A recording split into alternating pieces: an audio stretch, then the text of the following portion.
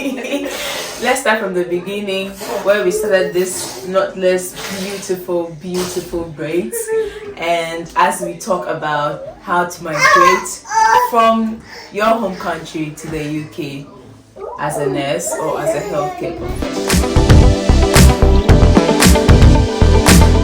Hello guys, welcome back to my channel. Today I am in one of my colleagues' house or home. We talk about health, we talk about nursing and entertainment. So today I decided to entertain you a little from Cynthia's home. So guys, this is Cynthia, my hairstylist, of course. So today Cynthia is going to braid my hair. And you know what? We're going to get chatty and we're going to get into some conversation so that if you're coming to the UK, at least have something to do before you get here, you know? Something to fetch you something extra. Yeah, it really does help. Oh, lovely. I've got my cake. Guys, my hairstylist is not just a stylist, she's a baker as well. So, those of you who are looking to migrate to UK with the mental health nursing, this video is for you because Cynthia here is a mental health nurse working in the UK. And in an NHS trust, to be precise. She's going to tell us about her journey, tell us the sites, the job set sites she used in applying for this job and that helped her to secure a sponsorship job. So Cynthia, take us through. What was the process like? I started my journey in 2021. Okay. And it wasn't quite rosy, but with God on our side, we did it. yeah. So first of all, you have to start by writing your exams, which is your CBT and your English exam. I know people usually find the English exam challenging. Of course, everybody struggle with that IELTS. Yes. So it depends. I didn't write IELTS. I wrote OET. Okay. So I started my journey in 2021. Wrote my exams. I wrote my CBT first.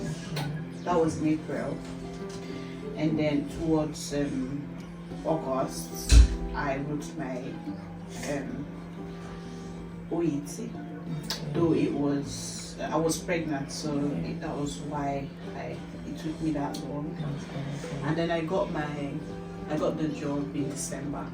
Okay. So, but I didn't want to go initially because I was pregnant and really heavy. So I didn't want to have my baby here because I've heard a lot of stories about people that came in like almost at the point of giving birth, and it wasn't quite an easy journey for them.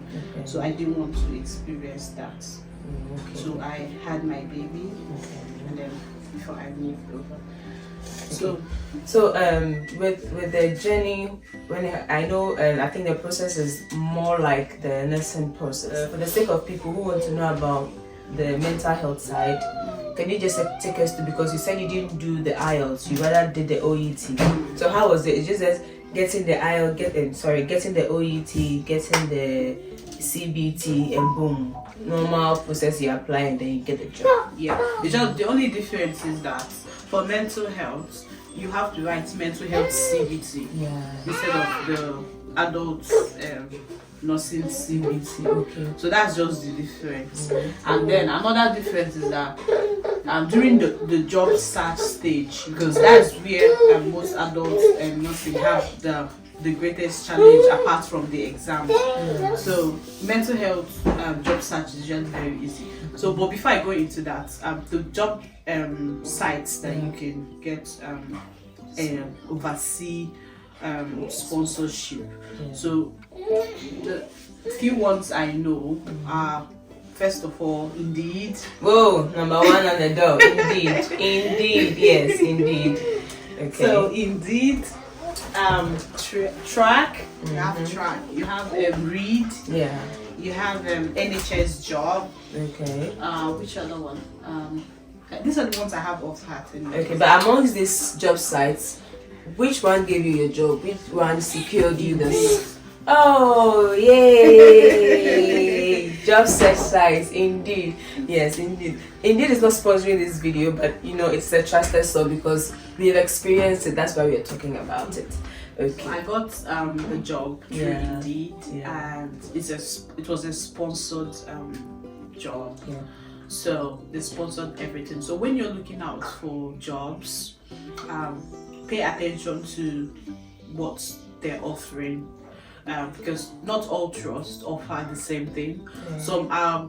Some could like refund 100%. So pay attention to what you are accepting. Yeah. So so I got the job. Everything was sponsored. So I got 100% refund. Oh, yes, I got 100% refund. My trip was sponsored. Everything, and then got accommodation. The trust. Most NHS trusts sponsor your accommodation for the first few months. So it now depends on how many months. Some give 3 months, some 6 months, some 4 months. It all depends on the trust. So these are all the things that you should look out for, because when you come in, you might not be eligible to rent a house because you need a previous landlord, you need recommendations from your workplace, which you've not had any of that. So your trust, most times your trust should give you accommodation. The first thing you have to put in mind is your OSCE. The wahala. They train you for 3 months before you can write your OSCE. So for mine, we couldn't get a date for 3 months, so I had to stay like 4 months, which was a lot. Like I felt used that period. Because you have to be working there. Because I was working as a band 4. You work for a while before. Yes. But anyways, I wrote my OSCE and I passed it one touch. Oh, really? And I passed it one touch. So advice. Advice. So from my own experience, I will advise anyone I know or anybody that is inquiring about coming here. If you have a family, come first. Let your family stay behind, because when you're preparing for your OSCE, you need concentration, and you wouldn't want distractions, because I know when you have a family and kids to care for, you definitely get distracted. And OSCE preparation entails that you do a lot of practice, because in as much as it's a simple exam, OSCE is a very simple exam, but people fail it not because they don't know what is expected of them, but you could forget. You could forget something as simple as asking about allergies, and when you forget a lot of things like that, it means you don't even know. So then it makes you feel automatically. So but when you keep practicing constantly, it sticks in your head that even when you miss it, you know you've missed it, and then you can verbalize it during the exam at any point that you remember. So I would advise, leave your family behind if you have one. Come in first, write your exams, and your family can join. My family joined me 2 weeks after I wrote my exam. So they came in at the exact time my results came out. So it was like a double pack. So nice. Because you also need to sort out accommodation stuff. Because most trusts will give you accommodation with your family. I know some trusts do, but they're very few. Very few. Most trusts don't. So if you're coming with your family, it's going to be very stressful. And trust me, it's not something you would want to put up with. Though some people do it, but it's usually stressful. So so I did that, and here we are. Okay, so tell me about the side hustle or the extra one we are doing now. Okay, like this, like what we're doing now. So how did this one start? Okay, it didn't start here. So I've always made like made people's hair back home. So it started when I was young. I'm the first daughter out of 6 girls and a boy. So I used to make my siblings' hair when they were younger. So that was when I developed the skills, and then I continued with that back home. I used to braid hair and make. So before I came here anyways, I used to make wigs and supply to people out of the country. I love braiding. I do enjoy doing it. Okay. So I just started doing it. Yeah. So if you're coming, it would be nice if you want to generate extra money. But most people usually, prefer to do extra shoots. I would rather stay in my own house and braid hair in the company of my kids. I get it. So you are telling us, so those of us who don't have any other extra hustle or side hustle doing. Yeah. So I think if you are coming from home, it would be a nice thing to have a skill. Have something that you can do with your hands. Exactly. It mustn't be hair. Okay. Some people cook. Our local dishes. They make good money from it as well. Okay. So if you can have like something you do that's that can get you money at ease. You don't have to be at work the whole day because it's stressful. Trust me, guys, it's stressful. Yeah. So I braid hair because I enjoy doing it. I like doing it. It's for some people it's stressful, and it's quite stressful, but I would rather braid hair than do lots of extra shifts. Anyway, see how my hairstylist is pampering me. I'm coming to taste Nigeria jollof today. Nigeria jollof. She's cooked me jollof rice. Nigeria jollof rice. You are not invited anyway.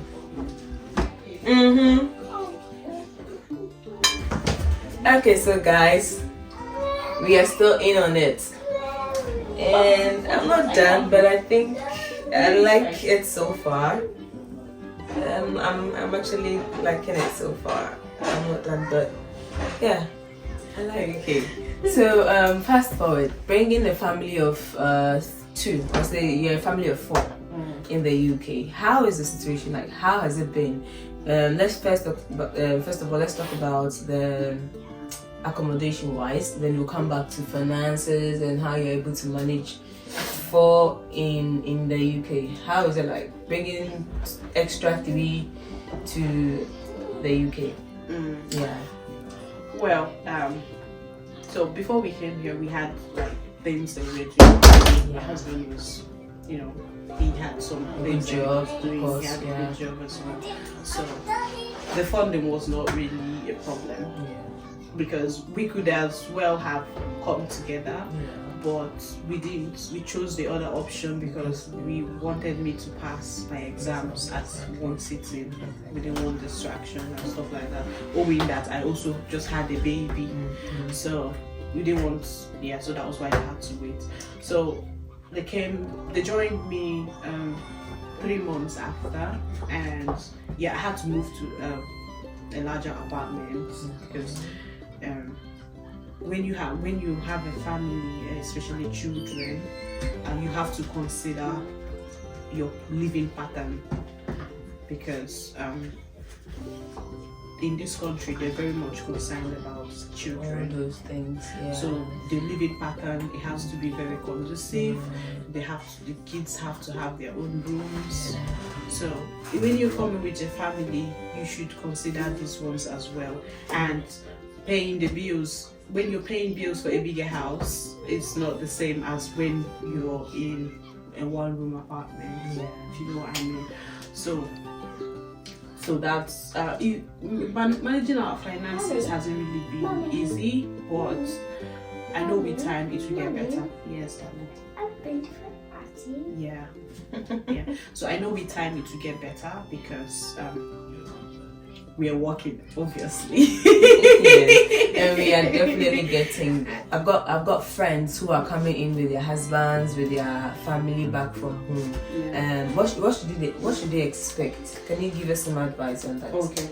So if you're coming with your family, so from my own experience, if you're coming with family, I advise or I encourage you to, well, it depends on the age of your children. So if your kids are a bit older, they can start school, and then the two of you can do a regular job. Yeah, so that would be fine.